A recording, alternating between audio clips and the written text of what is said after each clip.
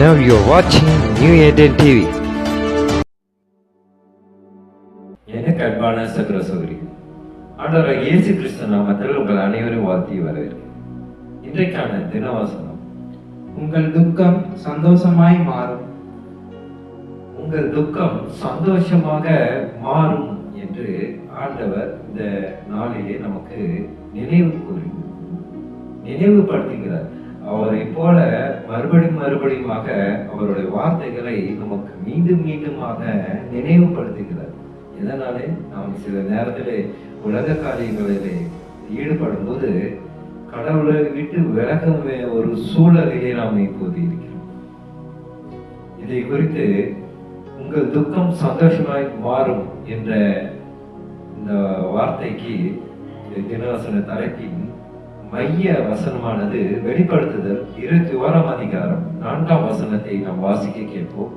அவர்களுடைய கண்ணீர் யாவையும் தேவன் துடைப்பார்.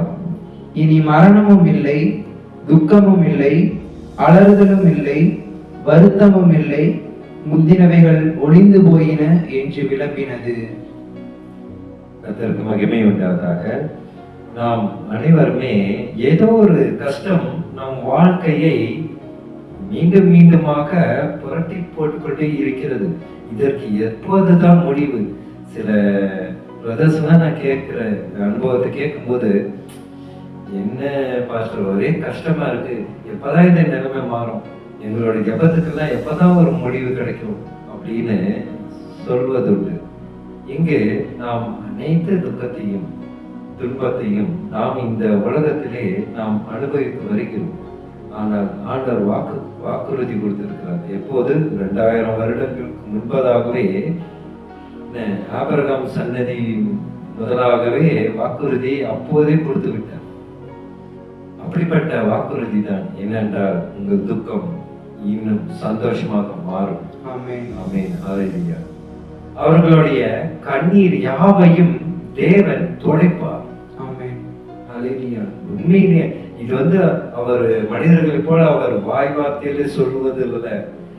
எதை சொன்னாலும் எந்த வாக்குறுதி கொடுத்தாலும் அதை முழுவதுமாக நிறைவேற்றுவார். இனி மரணம் இல்லை. இன்றைக்கு எத்தனை உறவினர்களை நாம் இழந்திருக்கலாம். ஏன் உடன் பிறந்தவர்கள், ஏன் சில பேர் தகப்பன் பெற்றோர்களே இழந்திருப்பார்கள். அது மிக வேதனையான ஒரு விஷயம். அப்படிதான் லாசரு மரித்த போது மாதா மரியாதை இடத்துல இயேசு ஆறுதல் கூறி லாசரையும் உயிரோடு எழுப்பினார். அதே போலதான் நம்ம யாரெல்லாம் உறவினர்களை இழந்தோமோ அவர்களை எல்லாம் நாம் மீண்டுமாக சந்திக்க முடியும். கிறிஸ்துவுக்கு பிரியமானவர்களே, எனக்கு கூட என் தகப்பன் 2007 மரித்தார், சிக்கன் கொனியா என்று. ஆனால் இப்போது நான் விசுவாசிக்கிறேன். நான் அடிக்கடி என் மனசுல சொல்வதில்லை, அப்பா நம்ம புதிய உலகத்தை பார்ப்போம், சந்திப்போப்பா அப்படின்னு மிக ஆவலாக இருக்கிறேன். என்னென்றால் அதுதான் வசனம் சொல்லுகிறது, கண்ணால் பார்ப்பதை விட பார்க்காததை விசுவாசியுங்கள் என்று ஆண்டவர் சொல்லுகிறார். அப்படிப்பட்ட விசுவாசம் தான் இது. இனி மரணம் இல்லை, துக்கம் இல்லை. நம்ம எந்த முயற்சி எடுத்தாலும் ஏதோ ஒரு இடத்துல ஒரு துக்கம் உண்டாயிருக்கு. அலறுதலும் இல்லை, வருத்தமும் இல்லை, முந்தினவைகள் ஒழித்து போயின. பாஸ்டர், எனக்கு ஒரு கேள்வி. முந்தினவைகள் யாவும் ஒளிந்து போயின அப்படின்னு குறிப்பிட்டிருக்காங்க. இது எதை குறித்து சொல்றாங்க? முந்தினவைகள் இந்த பூமியில இப்போ நம்ம என்னெல்லாம் சந்திச்சுட்டு இருக்கோமோ அதெல்லாம் ஒளிந்து போகும் என்று நான் சொல்றேன். இப்ப நம்ம கஷ்டப்பட்டு இருக்கோம். இன்னைக்கு எத்தனையோ திறமையானவர்களுக்கு வேலை கிடைக்கிறது இல்லை.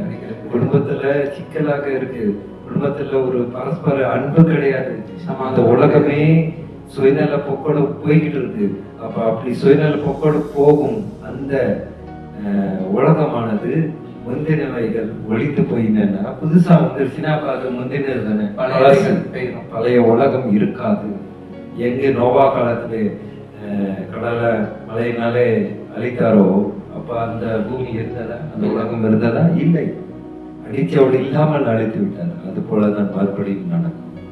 இதை குறித்து நாம் சற்று சிந்திக்க வேண்டும். ஏனென்றால் நாம் ஏன் மரணிக்கிறோம்?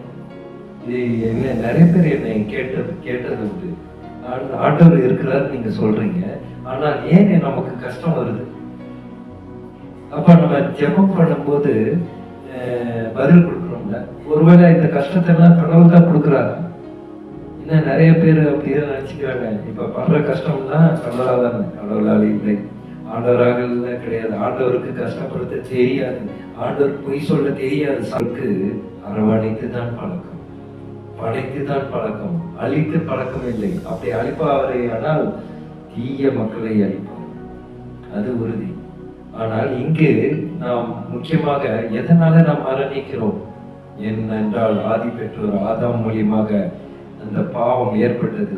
ஆதாம் ஏவாள் பாவம் செய்ததுனாலே தலைமுறைகளுக்கு அந்த பாவத்தை கடத்தி கொண்டு போய் கொண்டு இருக்கிறோம் இப்போது வரை.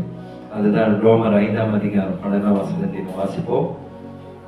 இப்படியாக ஒரே மனுஷனாலே பாவமும் பாவத்தினாலே மரணமும் உலகத்திலே பிரவேசித்தது போலவும், எல்லா மனுஷரும் பாவம் செய்தபடியால் மரணம் எல்லாருக்கும் வந்தது போலவும் இதுவும் ஆயிற்று.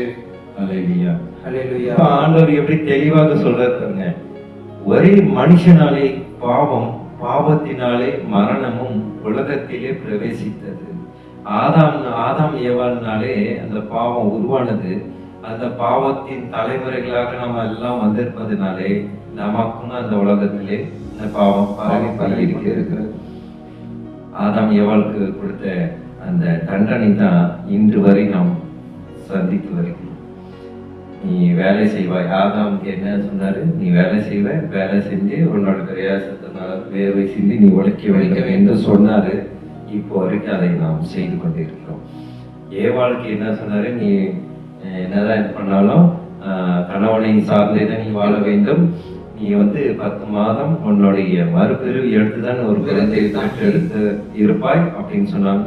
இப்போ வரைக்கும் அதை நாம் அனுபவித்து வருகிறோம். இதையெல்லாம் ஆண்டவர் சீக்கிரமாக மாற்றப் போகிறார். கர்த்தருக்கு கிறிஸ்துவுக்குள் பிரியமானவர்களே, ஏற்பட்ட சந்தோஷத்தில் பிரவேசிக்க வேண்டும் என்றால் நாம் மனம் திரும்ப வேண்டும். பரலோக ராஜ்யம் சமீபத்தில் இருக்கிறது. நம்மளோட உலகத்தில் இருக்கும் நிகழ்வுகளை எல்லாம் நாம் பார்க்கும்போது நாம் அவருடைய வருகைக்கு நெருங்கிவிட்டோம் என்பதை ஆண்டவர் திட்டவட்டமாக வெளிப்படுத்துகிறார். நாம் அனைவருமே மனம் மாறுவதற்கும், இன்னும் கடவுளை பற்றி தெரியாத மக்களும் இன்னும் கடவுளுடைய அன்பை தெரிந்து கொள்வதற்கும் ஜெபிப்போம். சோதரகத்தாவை துதிக்கிறோம் எங்கள் அன்பு நேசரே.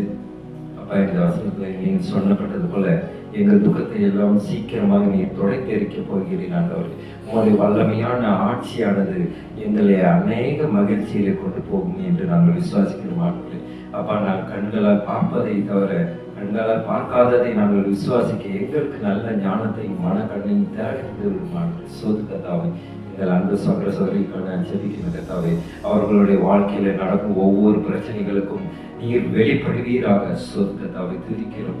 இயேசு மூலமா ஜெபிக்கின்றோம் நல்ல பிதாவே, ஆமென்.